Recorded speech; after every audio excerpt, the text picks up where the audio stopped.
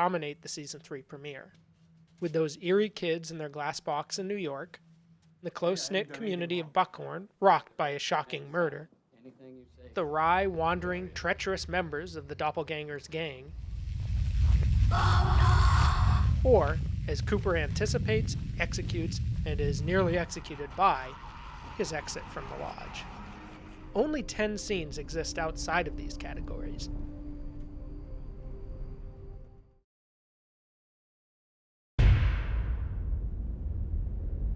Between plot, humor, and comfort, this little stretch is pleasant and reassuring.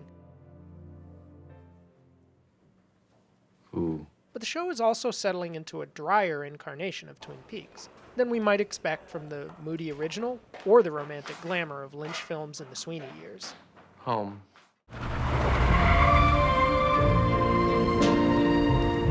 love how you... Part 5 is a fluid tour de force of the characters' lives. An eclectic, expansive survey of mid-century American archetypes, updated for the new millennium. I know. From the bustling lives of a small town to the suburban office worker's daily travails, I hid the money.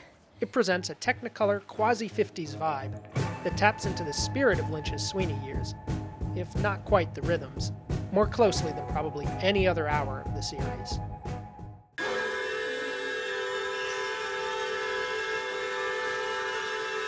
The shift from Interstellar to Human Scale recalls not just 2001: A Space Odyssey, but Tree of Life by Lynch's contemporary Terrence Malick. As the critic Michael Nordine argues, this sequence may even be a subtle, even subconscious rebuke of Malick's more stately approach, which Lynch is on record objecting to. Dazzling pictures evoke experimental filmmakers like Stan Brakhage or John Whitney.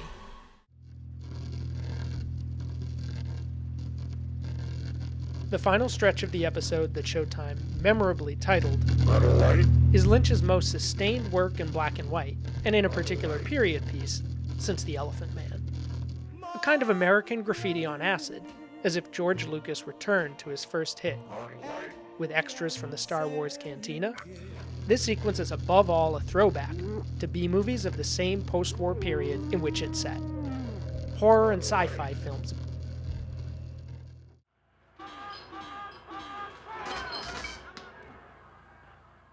And time itself comes out of joint, Found some stuff that my dad left today. as the characters make impossible references, wear incongruous costumes, or otherwise suggest an incoherent order of events.